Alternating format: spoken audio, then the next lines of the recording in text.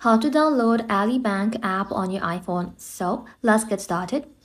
If you want to download the Ali Bank app on your iPhone but not sure where to start, here's what you can do. This is the safest method to do it. This works both on any iPhone running the latest version of iOS.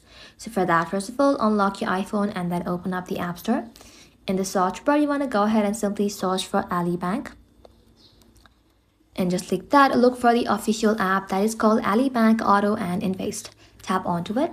Then you will be able to find an option that is set as Get. Tap on Get, and you may need to confirm using your Face ID, Touch ID, or even your Apple ID password.